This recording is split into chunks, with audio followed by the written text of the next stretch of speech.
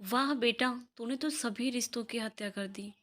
मुझे नहीं मालूम था कि तू इतना स्वार्थी निकलेगा कि इंसानों द्वारा बनाए गए रिश्ते को भूल जाएगा। कोई बात नहीं, इसका एहसास तुझे एक दिन अवश्य होगा। शायद मैं उस दिन तक जिंदा न रह पाऊंगी। वैसे भी तूने तो जिंदा रहते ही मार डाला। इतना कहकर उर्मिला अपने बेटे को घर छोड़कर जाने के लिए बोली। राम प्रसाद एक छोटे से किसान थे। वह अपनी ज़मीन पर खेती करने के लिए कुछ ज़मीन ठेके पर लेकर भी करते थे। उनका एक बेटा था। उनकी पत्नी उर्मिला एक साधारण गृहिणी थी। वह ज़्यादा पढ़ी लिखी नहीं थी। राम प्रसाद जी ने बेटे को अच्छी शिक्षा दिलाई थी। उनके बेटे ने एमए किया था। इसके बाद अपने बेटे पंकज को उन्होंने दिल्ली से कोचिंग भी दिलवाई। पंकज को अपनी कोचिंग के दरमियान ही एक अमीर खानदान की लड़की रमा से प्यार हो गया। पंकज एमबीए करते ही एक नामी कंपनी में जॉब लग गई। अब पंकज अपने माता पिता पर रमा से शादी करने का दबाव डालने लगा। राम प्रसाद अपने बेटे का रिश्ता अपने बराबर परिवार में करना चाहते थे। उन्होंने इस दुनिया को बहुत नज़दीक से देखा था। वह समझते थे कि रिश्तेदारी बराबर के परिवार में ही चल सकती है। अतः वह इस रिश्ते के पक्ष में नहीं थे। परंतु पंकज रमा के साथ ही शादी करना चाहता था। रमा भी अपने माता पिता की इकलौती संतान थी। इस कारण वह घर जमाई की तलाश में थी। रमा के माता पिता दिल्ली के रहने वाले थे। जब रमा ने अपने मम्मी पापा को पंकज के साथ अपने प्यार की बात बताई तो उनके पापा ने पंकज को अपने घर बुलाया और उसके सामने घर जमाई बनने की शर्त रखी। पंकज बहुत आसानी से मान गया। रामप्रसाद को जब पता चला कि घर जमाई के बाद, वह बहुत दुखी हुए, लेकिन उन्होंने सब कुछ ईश्वर पर छोड़ दिया और अपनी पत्नी उर्मिला को भी समझाया। कुछ ही समय के बाद पंकज की शादी रमा के साथ हो गई। रामप्रसाद जी शादी में एक बाराती की तरह गए थे। उर्मिला ने अपनी तबीयत ठीक नहीं है कहकर जाने से इनकार कर दिया और शर्त के अनुसार रमा बहू बनकर पंकज के घर नहीं आई, बाकी पंकज घर जमाई बनकर रमा के घर गया। रामप्रसाद ने अपने गांव की अनेकों शादियों में भोजन किया था। इसके बदले में गांव वालों को दावत देने की इच्छा थी। रामप्रसाद ने अपने पंकज से कहा, देखो बेटा, आज तक तूने सब अपनी मनमानी की है। आज मेरी एक बात मानकर बहू को केवल एक दिन के लिए घर ले आऊं, जिससे मैं एक प्रोग्राम करके गांव वालों व रिश्तेदारों को बुला सकूं। पंकज ने इसके लिए किसी तरह रमा को मना लिया और वह केवल एक दिन के लिए आई। पंकज की शादी अभी एक ही वर्ष बीता हुआ था कि रामप्रसाद जी की तबीयत खराब रहने लगी। लेकिन वह पंकज की शादी के बाद अंदर ही अंदर घुटन महसूस करने लगे थे। अब उनका मन काम में भी नहीं लगता था। वह इन सब के कारण घर से बाहर नहीं निकलते थे। रामप्रसाद जी की तबीयत दिन ब दिन खराब होती जा रही थी। वह अपने अंदर की बात किसी से भी नहीं कह सकते थे। अपनी पत्नी के सामने खुश रहते थे क्योंकि वह पत्नी को दुखी नहीं देखना चाहते थे, परंतु अकेले में पंकज की खुदगर्जी से परेशान रहते थे। एक दिन यह बीमारी राम प्रसाद जी को अपने साथ ही ले गई। इससे उर्मिला पर मुसीबतों का पहाड़ टूट पड़ा।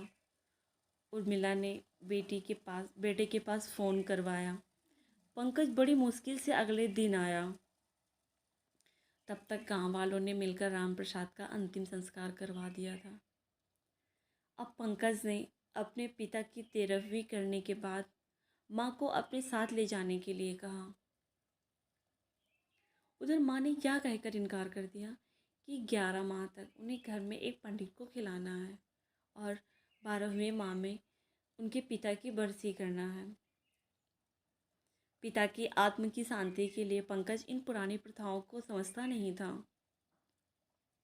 अतः अपनी माँ को अकेली छोड़कर दिल्ली चला गया। रमा पंकज के पिता की मौत पर भी नहीं आई थी। इस दरमियान पंकज गांव में बहुत बार आता रहा क्योंकि उसे अपने पिता की ज़मीन को अपने नाम करवानी थी। पंकज यह ज़मीन शीघ्र ही अपने नाम करवाकर बेच देता है। जब उर्मिला को इसकी खबर लगी कि पंकज ज़मीन को बेच गया तो उनको बहुत ठेस पहुंची, परंतु वह अब क्या कर सकती थी। कुछ समय बाद पंकज गांव में आया और अपनी माँ से बोला, अब आप यहाँ अकेले रह रही हो, मेरे साथ चलो। उसकी माँ बोली, और क्या बचा है जिसके लिए मुझे यहाँ से अलग करना चाहता है? कहीं तेरी नज़र इस मकान को बेचने पर तो नहीं है? पंकज, तो कान खोल कर सुन ले, यह मकान तो मेरे मरने के बाद ही बिकेगा। यदि तूने ऐसा करने की सोचा तो देख लेना, मुझसे बुरा कोई नहीं होगा।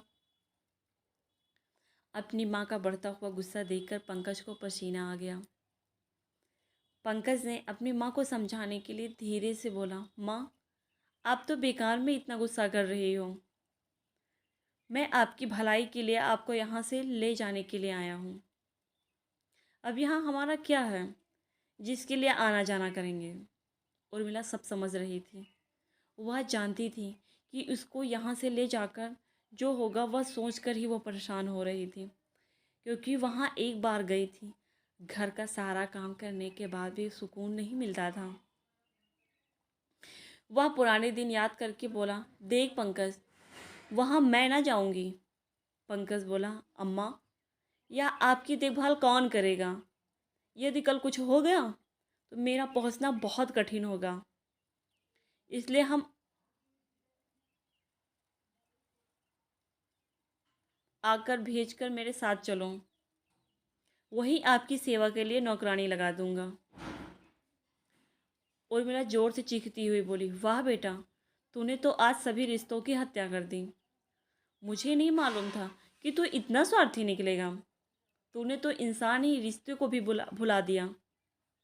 कोई बात नहीं बेटा, तुझे इसका एक एहसास दिन अवश्य होगा। शायद मैं उस दिन तक जीवित नहीं रह पाऊंगी।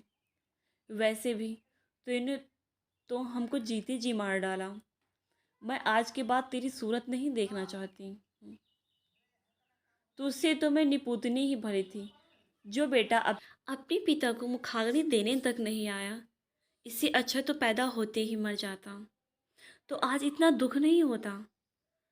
इतना कहकर और फिर पंकज को घर से बाहर निकालकर दरवाज़ा बंद कर दिया। पंकज घर जमाई बनकर इतना पत्थर दिल हो गया था कि उस पर अपनी माँ के आंसुओं का कोई असर नहीं था, और पंकज दिल्ली वापस चला गया। उर्मिला अपने पति की तस्वीर हाथ में लेकर रोते हुए कह रही थी, मैं भी आपके पास आ रही हूँ, मेरे लिए भी जगह रखना। मैं एक पल और भी जिंदा नहीं रहना चाहती। और वह रात को रोते रोते ही सो गई, और ऐसी सोई कि फिर कभी नहीं उठी। प्रातः पड़ोस के लोगों ने दरवाज़ा बंद देखा, आवाज़ लगाई, परंतु अंदर से कोई प्रतिक्रिया ना हुई। प्रतिक्रिया ना होने के कारण दरवाज़ा तोड़ा और खोला तो देखा, उर्मिला पति की तस्वीर छाती में रखकर चिर निंद्रा में लीन हो गई थी। गांव वालों ने मिलजुल कर उनका अंतिम संस्कार किया, और इसकी सूचना किसी ने भी पंकज को नहीं दी। आज के ज़माने में लोग, आज क्या पुराने ज़माने में हमेशा लोग इसी के लिए परेशान रहते थे कि उनका बेटा नहीं है। अगर ऐसे बेटे होते हैं तो मेरी बेटी ही मेरे लिए बहुत अच्छी है। कहानी कैसी लगी प्लीज़ हमें बताएं। धन्यवाद दोस्तों।